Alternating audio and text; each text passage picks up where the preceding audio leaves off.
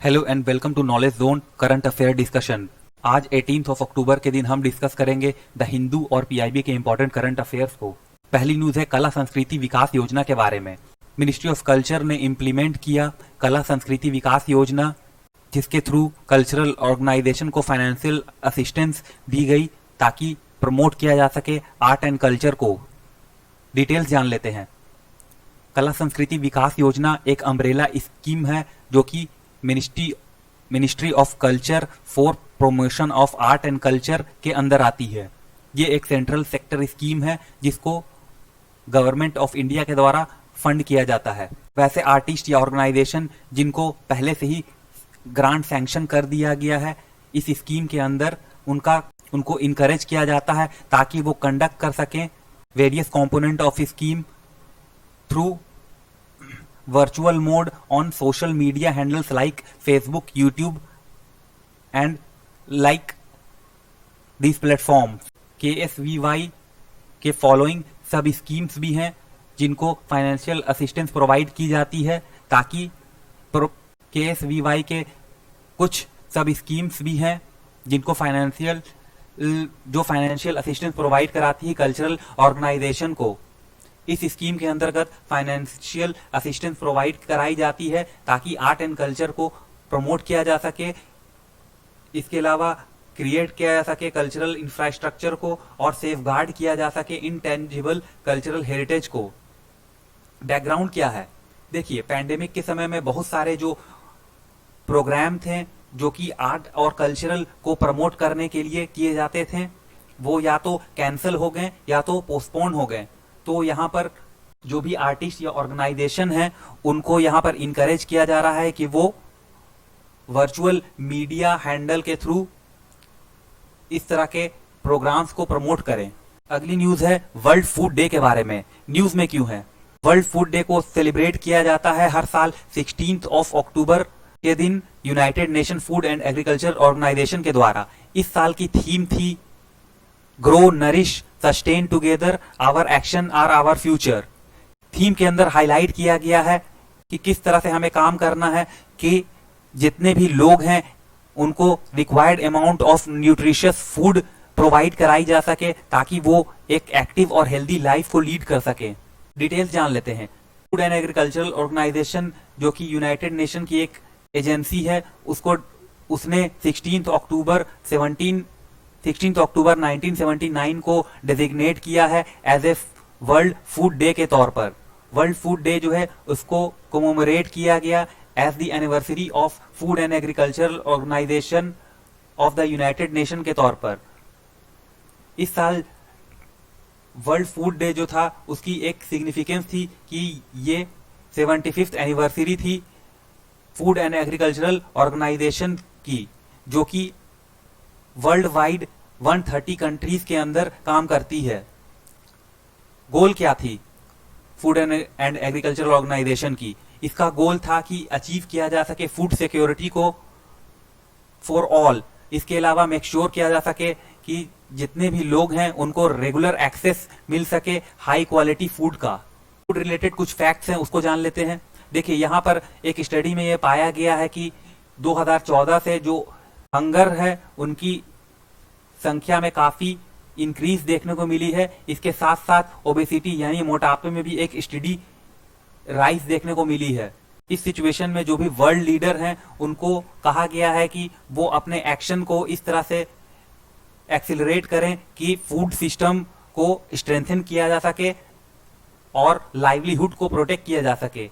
According to Food Agricultural Organization अभी जो total crop production है वर्ल्ड वाइड वो मेनली 9 प्लांट स्पीशीज पे डिपेंड करती है और ये 9 प्लांट स्पीशीज जो है ये 66% ऑफ टोटल क्रॉप प्रोडक्शन करती है। डेटा में हाईलाइट किया गया है कि हमें जरूरत है कि हम वैरायटी ऑफ फूड को प्रोड्यूस करें ताकि पीपल को नरिश किया जा सके, उनको न्यूट्रिशियस फूड प्रोवाइड कराई जा सके। अगर इन 9 स्पीशीज के अलावा भी बात की जाए तो एटलीस्ट 30,000 एडिबल प्लांट्स मौजूद हैं। एक स्टडी में यहाँ पर देखा गया है कि ओवर 2 बिलियन पीपल जो हैं उनको न्यूट्रिशियस और सफिशिएंट फूड नहीं मिल पाता है। तो यहाँ पर जो है हंगर इरेडिकेशन जो है वो one of the most important issue है वर्ल्ड पॉपुलेशन के लिए। यहाँ पे एक्सपेक्ट किया जा रहा है कि वर्ल्ड की पॉपुलेशन जो है वो 2050 तक 10 बिलियन तक पहुंच जाएगी। तो ये एक बहुत बड़ा चैलेंज होने वाला है कि वर्ल्ड में किस तरह से न्यूट्रिशियस और सेफ फूड को प्रोवाइड किया जाएगा। अभी कोविड-19 के सिचुएशन में देखा गया है कि हंगर ट्रैप में आने वाले लोगों की संख्या में काफी वृद्धि हो सकती है और ये अनुमान लगाया गया है कि 83 टू 132 मिलियन पीपल हैं जो हंगर ट्रैप में फॉल कर सकते हैं। नंबर ऑफ हंग्री पीपल की संख्या में भी 2019 से एक इंक्रीज देखने को मिली है जो कि 10 मिलियन बताई जा रही है और ये 690 मिलियन तक पहुंच जाएगी। अगली न्यूज है लाइफ एक्सपेक्टेंसी रिपोर्ट यानी लैंसेट के बारे में।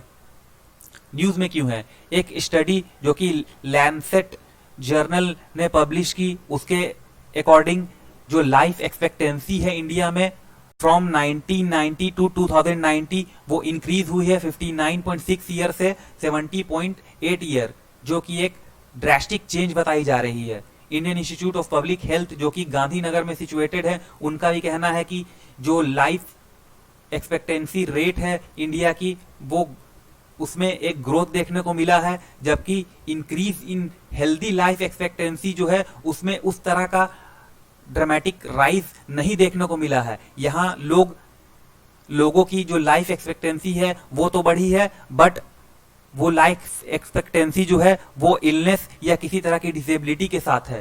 की फाइंडिंग क्या है ग्लोबल सिनेरियो में? अगर ग्लोबल लेवल पे बात की जाए तो क्रोनिक डिजीज की संख्या में काफी वृद्धि हुई है। इसके अलावा पब्लिक हेल्थ केयर सिस्टम जो है वो भी पूरी तरह से फॉल करता हुआ दिखा है, जिसके वजह से हाईली प्रिवेंटेबल रिस्क फैक्टर जो है वो काफी बढ़ गए हैं, like high blood pressure, tobacco use और एयर पोल्यूशन।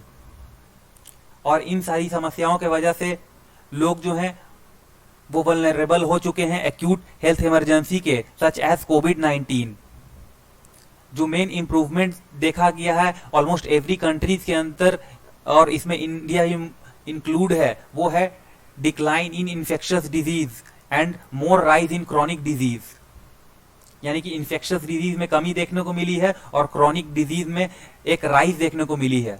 कुछ देशों में देखा गया है कि इन्फेक्शियस डिजीज जो है उसको बहुत अच्छी तरह से कंट्रोल किया गया है, लेकिन दूसरी तरफ देखा गया है कुछ कंट्रीज ऐसे भी हैं जो अभी भी इस तरह के एपिडेमिक्स को मैनेज करने में स्ट्रगल कर रहे हैं। जब इस तरह की क्रॉनिक डिजीज या क्रॉनिक इलनेस और इस तरह से रिलेटेड जो भी रिस्क फैक्टर हैं like obesity, high blood pressure, outdoor air pollution, तो इनका जब इंटरेक्शन हुआ कोविड-19 से तो देखा गया कि कोविड-19 की जो डेथ हो रही है कोविड-19 से उसमें एक इंक्रीज देखने को मिला। यानी कि जो भी लोग हाई ब्लड शुगर लेवल से या ओबेसिटी से परेशान हैं, इसके अलावा जो भी आउटडोर पोल्यूशन के वजह से जो ग्रसित हैं, तो वैसे लोग ज्यादा प्रोन हुए कोविड-19 डेथ से। साउथ एशियन रीजन में देखा गया है कि नॉन कम्युनिकेबल डिजीज जो है वो काफी कंट्रीब्यूट करती है इल हेल्थ के लिए। इसके अलावा नॉन कम्युनिकेबल डिजीज की वजह से लोगों में डिसेबिलिटी भी देखने को मिली है और अर्ली डेथ भी इस डिजीज की वजह से काफी देखने को मिलती है।